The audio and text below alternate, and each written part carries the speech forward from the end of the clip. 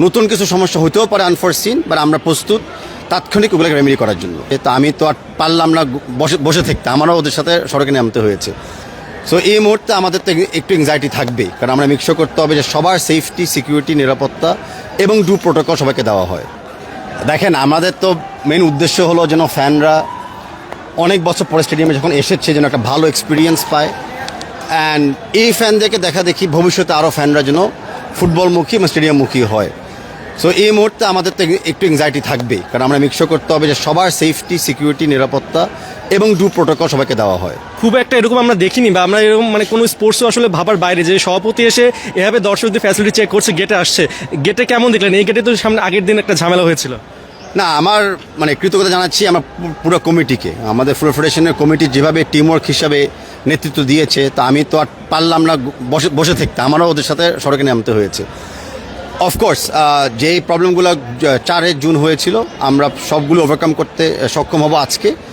নতুন কিছু সমস্যা হতেও পারে আনফোরসিন, বাট আমরা প্রস্তুত তাৎক্ষণিক ওগুলোকে রেমেডি করার জন্য। আজকের ম্যাচ নিয়ে যদি বলতে হয় যে নিশ্চয়ই অনেক প্রত্যাশা রয়েছে, কত গোলে আমরা জিততে পারি? দেখেন, আমার দরকার হলো ফুটবল ডেভেলপমেন্ট হওয়া। তা আজকে আমরা আশা করি যে দর্শকরা এমন একটা ভালো খেলা দেখবে, যেই খেলার প্রমাণ করে দিবে যে বাংলাদেশের প্লেইং স্ট্যান্ডার্ড একদম এশিয়ান লেভেলে চলে গিয়েছে। সেই জায়গাতে আমি যদি যেতে পারি, স্কোরটা ইজ তারপরে বিবেচনা। হামজা, সুমিত ফার্স্ট টাইম একসাথে মাঠে থাকবেন, ফাহমিদুলও থাকতে পারেন। এই জুটিটা, এই তিনজনকে আসলে আমরা প্রথমবার দেখতে যাচ্ছি। আপনার একটা স্বপ্ন ছিল, সেই স্বপ্ন বাস্তবায়ন হচ্ছে আজকে। দেখেন, আমাদের 11 জনের টিম, আমরা 11 জনকে মনে করি অত্যন্ত ইম্পর্টেন্ট প্লেয়ার, যে যার দায়িত্ব পালন করবেন। কোনো এক প্লেয়ার খেলাকে ঘুরে দিতে পারবে না।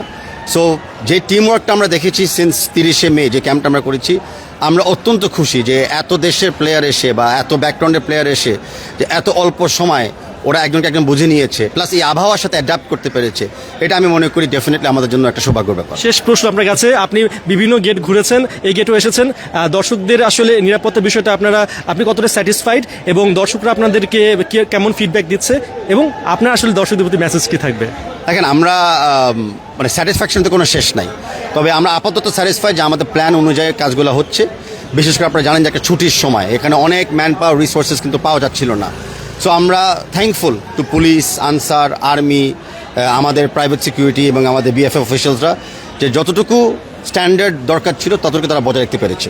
একটা মেসেজ দর্শকদের প্রতি, যাতে আজকে কোনো ধরনের অপ্রীতিকর অবস্থা আবার না হয়। দর্শকদের প্রতি আমি আহ্বান জানাচ্ছি যে আপনারা প্লিজ খেলা এনজয় করবেন, এমন কোনো কাজ করবে না যেটা অন্য দর্শকের সেফটি নিয়ে কোনো ব্যাঘাত ঘাতে। Thank you.